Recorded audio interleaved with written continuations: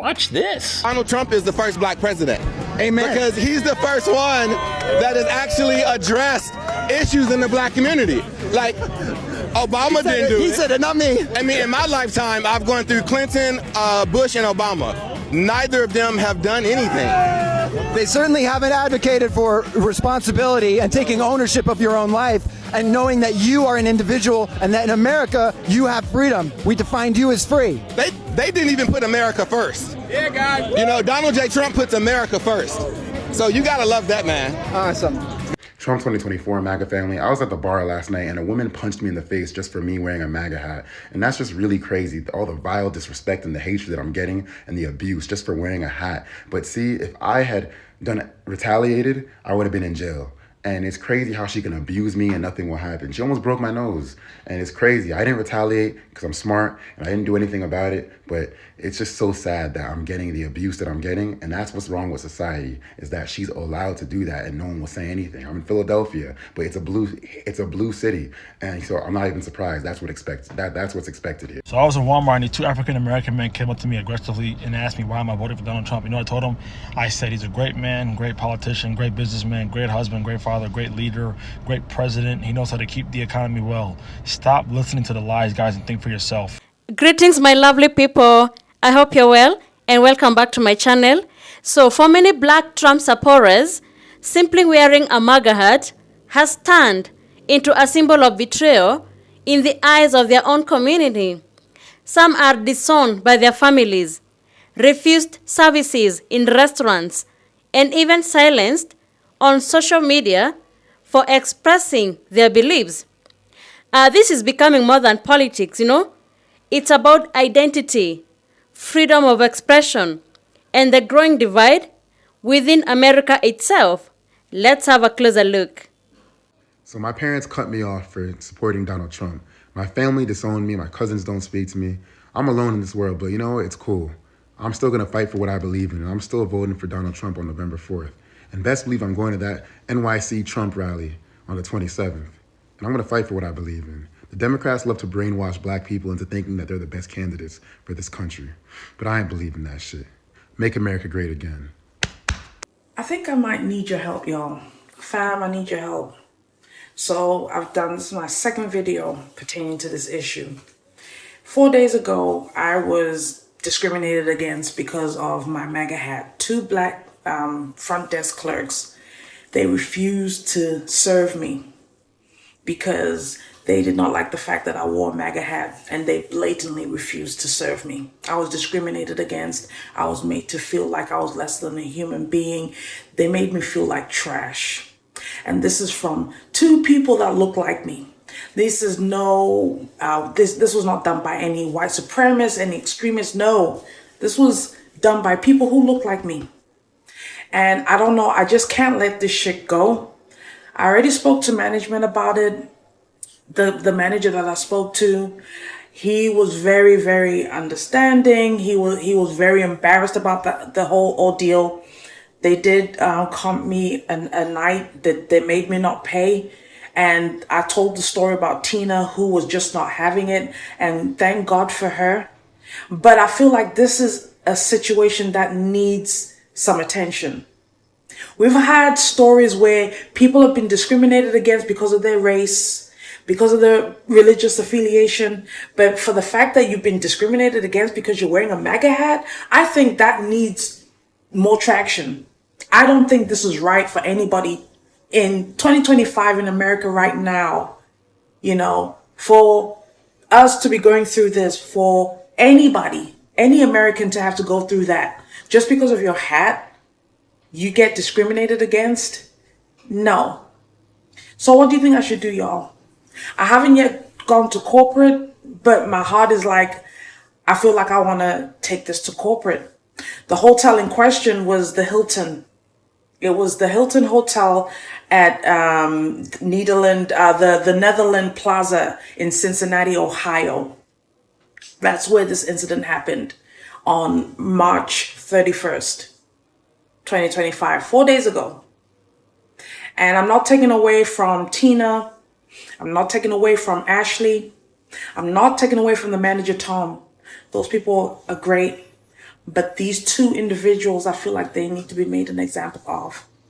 For me to be discriminated against because of me wearing a MAGA hat, to be made to feel less than a human being, it's just not right. What should I do, y'all? Should I take this to corporate? Should I take this matter further? How would you handle that situation? I want to ask you, fam, how would you handle that situation? You being discriminated against because of your political affiliation and the fact that you are wearing a MAGA hat. How would you handle this?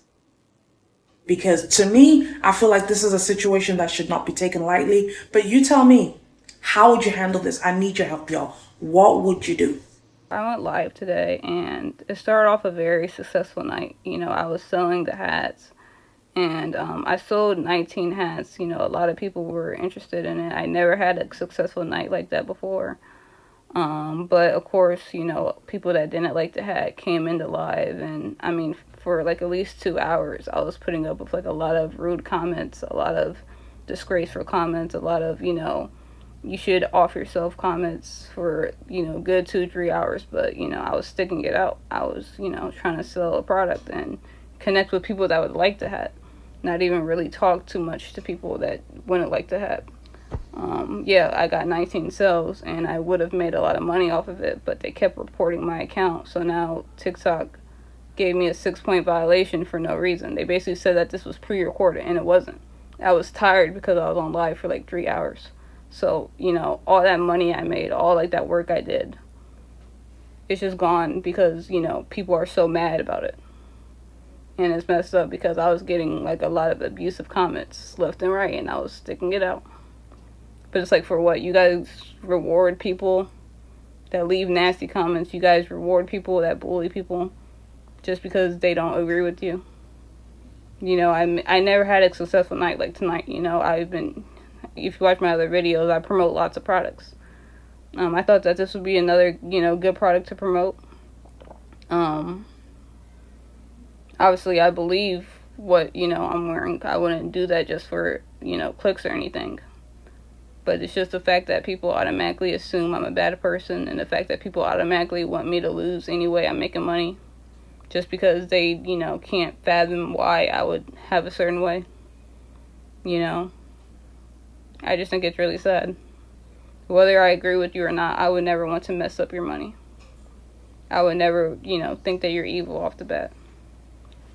But it's like, you know, you don't even get a chance to defend yourself because the freaking, you know, I got a 6-point violation for no reason.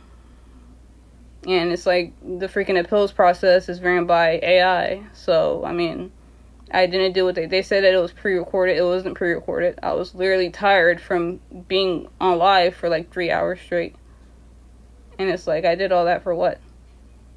Now I can't access my commission. Now I got a 6-point violation over something false because people were reporting because they got butt hurt.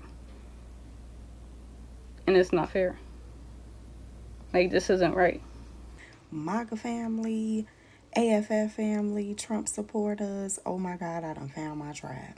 I have been exiled by the black community. A lot of us have been exiled by the black community.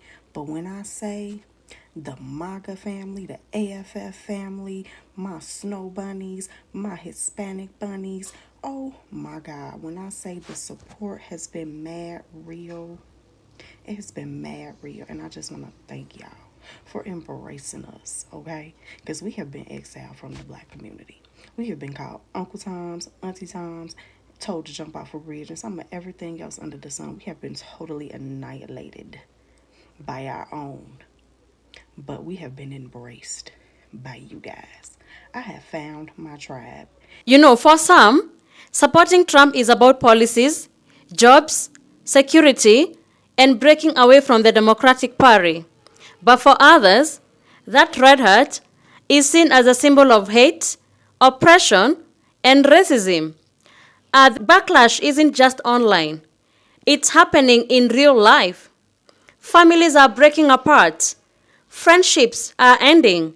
And businesses are suffering just because of supporting or wearing that red hat, you know? That shows how deep the political wounds in America truly are. I've been Democrat my entire life. Families voted Democrat.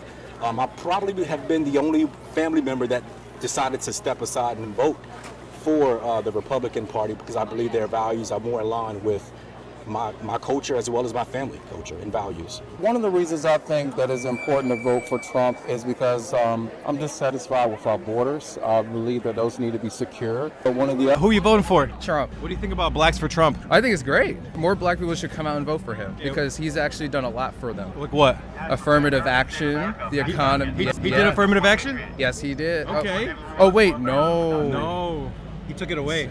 No, he didn't. What happened with that? No, here's the thing, right? Yeah, tell him. My family, we've actually done really well under Trump. But a lot of us as African Americans don't understand that we need to vote for Trump. We keep the narrative that he's a racist is a false narrative. We know it's a false narrative. It's a push. He wasn't called a racist until he started running for office. Before then, he was hanging out with every rapper, in the city.